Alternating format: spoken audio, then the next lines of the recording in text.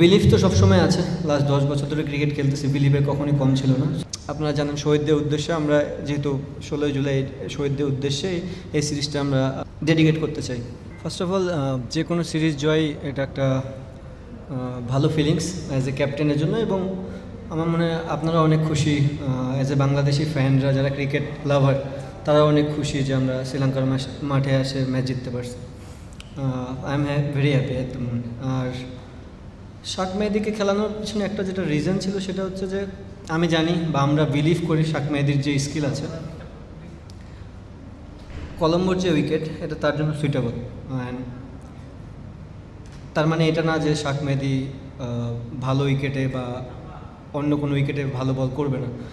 যখনই আমি জানি যে আমার এখানে টি-20 একটা ম্যাচ আছে লাস্ট গেম, আমার তখন থেকে আগে থেকে প্ল্যান ছিল যে এই মাঠে কেউ খেলুক আর না খেলুক শাক মেহেদী খেলবে। আর এটার মানে এটাও না যে মিরাজ খুব একটা ভালো বোলার না বা ভালো ব্যাটসম্যান না।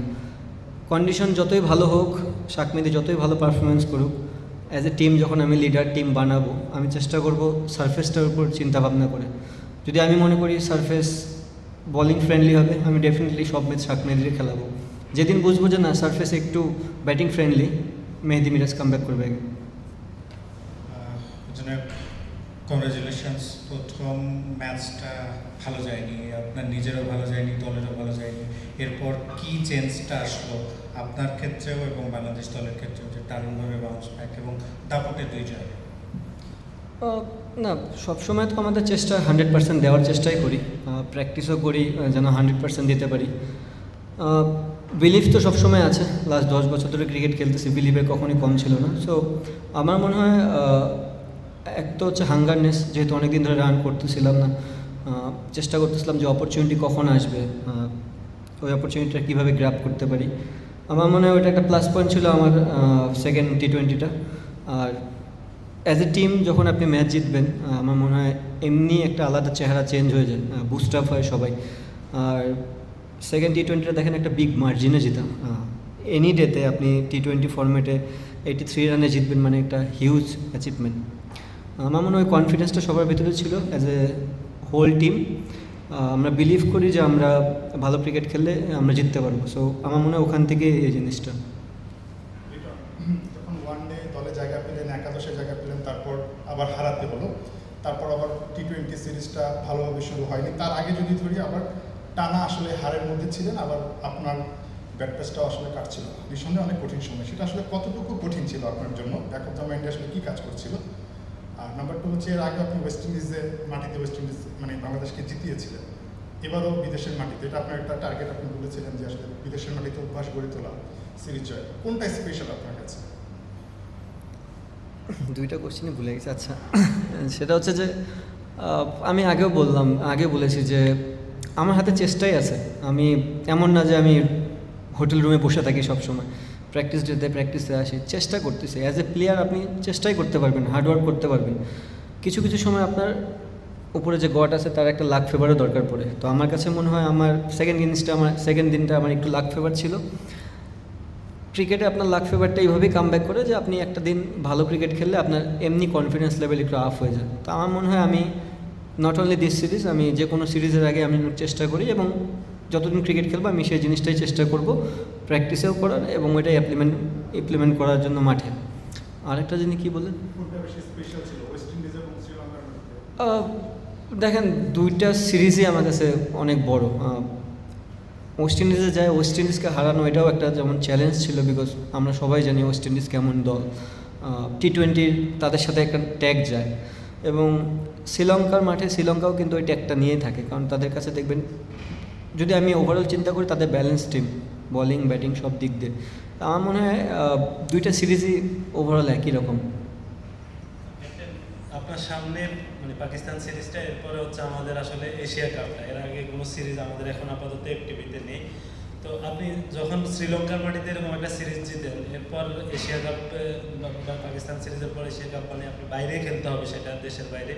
এটা কতটা আপনার জন্য মানে একজন অধিনায়ক হিসেবে বা দল গুছিয়ে নেওয়ার জন্য কতটা ইম্পর্টেন্ট হয়েছে এই সিরিজটা জয়?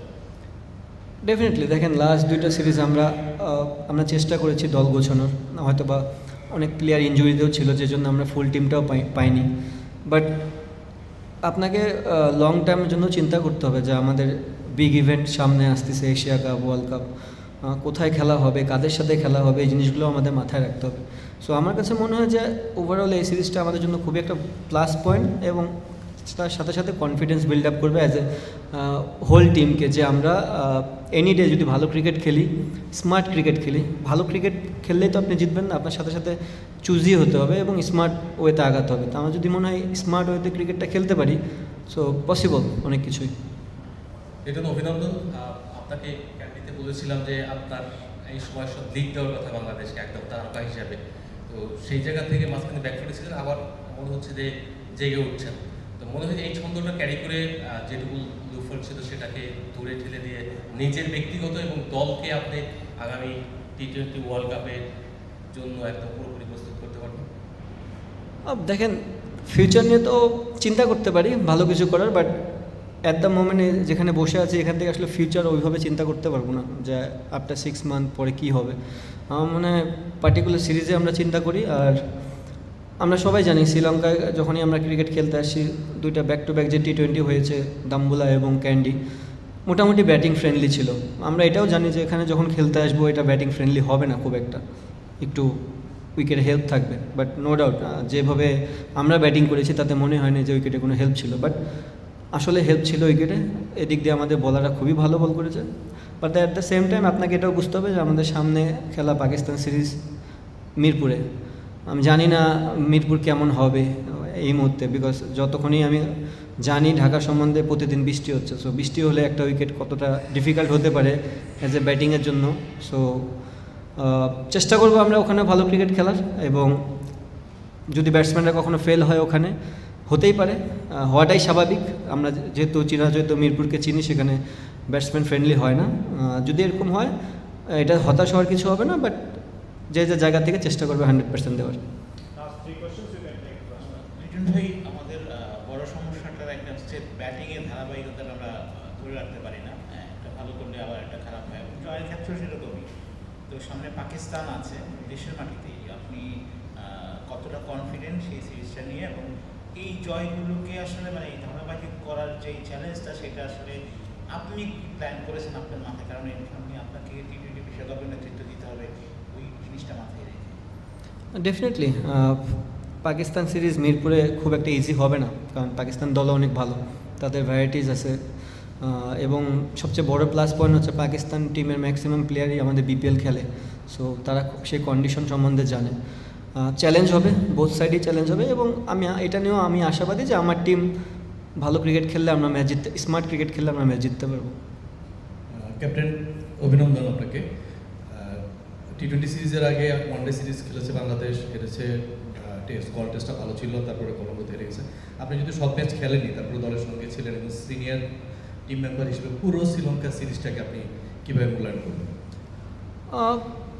পুরো সিরিজটা দেখলে আমার মনে হয় আমরা খারাপ ক্রিকেটটা খেলিনি। পার্টিকুলার 2-1টা দিন আমরা একটু আমি যদি বলি, আমি বলবো যে আমরা ব্যাটিংয়ে ক্লাবস করার কারণে আসলে সিরিজটা দেখতে অন্যরকম লাগতেছে। আপনি যদি দেখেন, আমরা সেকেন্ড টেস্টে ভালো উইকেট ছিল, আমরা ব্যাটসম্যানরা সবাই 30-35 করে আউট হয়ে গেছি, যেটা হওয়া উচিত ছিল না। কারণ না কারো একটা বড় ইনিংস খেলা দরকার ছিল। সো আমি বলবো আমরা ব্যাটিংটা ভালো করিনি। সেম আমরা যখন ফার্স্ট ওয়ানডেতে এখানেই খেললাম, খুব ভালো পজিশনে ছিলাম, ব্যাক টু ব্যাক সব উইকেটগুলো চলে গেছে। তো আমার কাছে মনে হয়েছে আমরা ওয়ানডে এবং টি-20 এবং টেস্ট খারাপ কিছু খেলিনি, বাট কিছু জায়গা ইমপ্রুভমেন্টের জায়গা আছে। As a whole batting unit আমরা যদি আর একটু ফোকাস হতে পারি, কোন উইকেটে কার জন্য খেলাটা ইজি হবে, কার জন্য ডিফিকাল্ট হবে, এই জিনিসগুলো যদি একটু চুজি হতে পারি এবং ব্যাটসম্যানরা যদি একটু রেসপন্সিবিলিটি নিতে পারি, আমার মনে হয় আমরা সামনের দিকে আগায় যাব। লিটন, আপনার সময়টা খুব একটা ভালো কাটছিল না, ওয়ানডেতে মোটামুটি অফ ফর্মে বলা যায়। সেক্ষেত্রে এরপর থেকে প্রথম টি-20 আপনার নেতৃত্বে হারের পর মোটামুটিভাবে দল এবং আপনার নিজের অবস্থা মানে খুব একটা মানসিকভাবে হয়তো বা আপনার পিছিয়ে ছিলেন। এইখান থেকে উত্তরণটা নিজেকে এবং দলকে মানে ব্যাক অফ দ্য মাইন্ডে কী কাজ করেছে এবং কীভাবে উত্তরণটা হলো? মাইন্ডে পিছিয়ে কখনো ছিলাম না ভাইয়া। আপনি প্রতিদিন আপনার আসলে অফিসেও আপনি খুব একটা ভালো প্রতিদিন ফিল করবেন না। সো আমার মনে হয় ক্রিকেটটা সামটাইমস একটু ফিলিংসেরও দরকার আছে। আমার মনে হয় যেহেতু রান পাচ্ছিলাম না অনেক দিন ধরেই, বড় ইনিংস বিশেষ করে টেস্টে তো আমি রেগুলারই ক্রিকেট খেলতেছি এবং টুকটাক হচ্ছিল, বাট ওয়ান ডেটাতে অনেক দিন ধরে হচ্ছিল না। সো চেষ্টা করেছি আমার 100% দেওয়ার। আর যেহেতু ফর্ম্যাট ডিফারেন্ট, আমি আগেও বলেছি টেস্ট, ওয়ান ডে এবং T20 মাইন্ডসেট আপই টোটালি ডিফারেন্ট থাকে। সো আমি জানি যে এই ফর্ম্যাটটা অনেক দিন ধরেই খেলতেছি, কীভাবে খেলতে হয়, টিম কীভাবে আগায় নিয়ে যেতে হয়। তো আমার কাছে মনে হয় এই ফর্ম্যাটটাতে কখনোই আমার ওই প্রেশারটা ছিল না যে আমি কিছু করে আসিনি আগে। আমার অলওয়েজ মনে হয়েছে যে আমরা তো পাকিস্তান সিরিজ খেলেছি, হয়তো আমরা সিরিজ জিততে পারিনি, বাট এখন আমরা সবাই মোটামুটি ভালো ক্রিকেট খেলেছি। প্রায় একই ধরনের কোশ্চেন, এই সিরিজ শুরুর আগে কিংবা প্রথম ওয়ানডে যখন বাদ পড়লেন তারপরে অনেক বেশি সমালোচনা ছিল। একই অ্যান্সার। হ্যাঁ, আপনাকে আসলে সবাই এরকম হাসতেও দেখে না, অনেকদিন পরে মনে হাসতেন। প্রথম দ্বিতীয় T20-র পরও আসলে আপনি খুব একটা হাসেননি। গতকাল আমরা দেখতে পাচ্ছিলাম যে সালাউদ্দিন স্যারের সাথে লম্বা সময় আপনি কথা বলছিলেন। এই যে কামব্যাকটা, সমালোচনা কি এখন মানে সহ্য করা শিখে গেছেন, কিংবা কার সাথে খুব বেশি কাজ করছিলেন যে কামব্যাকের জন্য, আর এই জয়টা আসলে কাকে ডেডিকেট করবেন? কামব্যাকের জন্য আসলে কারোর সাথে না, ক্রিকেটটা তো ইন্ডিভিজুয়াল। আপনি নিজে নিজে যতটা চেষ্টা করতে পারবেন সেটাতে কাজ হবে বেশি। কিছু কিছু মানুষ তো আপনার পাশে থাকবে হেল্প করার জন্য, সেই হেল্পটা যদি মোটিভেশন হয় তো সেটা আরও ভালো। বাট নিজের পরিশ্রম নিজেই করে যাওয়া। আর আরেকটা কি জানি বললেন?